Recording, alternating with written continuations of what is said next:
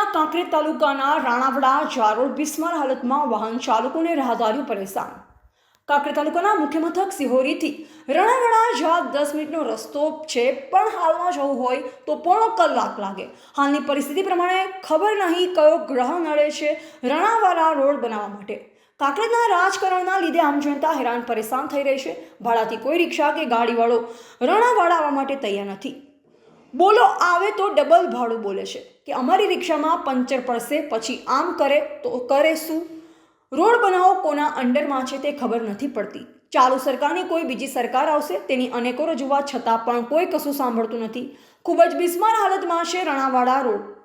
કોઈ બહેનને સિહોરી ડિલિવરી માટે લઈ જવા હોય તો પણ ખૂબ જ હેરાન થઈ જવું પડે છે, નહીંતર વાયા ચકલા થઈ સિહોરી આવવા માટે મજબૂર થવું પડે છે। ડાભી બળવંતસિંહ સિહોરી હું જોઉં છું ત્યારથી રાણાવાડા જાગીરી જે રોડ છે સિહોરીથી રાણાવાડા બહુ બિસ્માર હાલતમાં છે। વર્ષોથી જોઉં છું ત્યારથી આજ સુધી રિન્યુએશન થયેલ નથી અને ઘણા પ્રયાસો, ઘણી કોશિશો અને ઘણી વિનંતી કરવા છતાંય હજુ કોઈ રોડનું રિન્યુએશનનો નિકાલ આવતો નથી।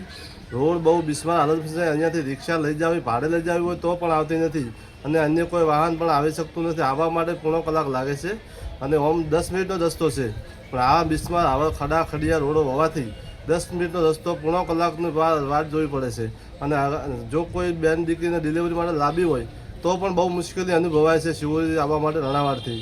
અને બીજો કોઈ વિકલ્પ હોય તો ફરીને ચેખલા વાયા થઈને આવવું પડે છે, એટલે આ 10 મિનિટનો રસ્તો પોણો કલાક જેટલી રાહ જોવી પડે છે, તો પણ એમાં પણ ગાડી ખરાબ થવાની સંભાવના રહે, પંચર પડવાની સંભાવના રહે છે।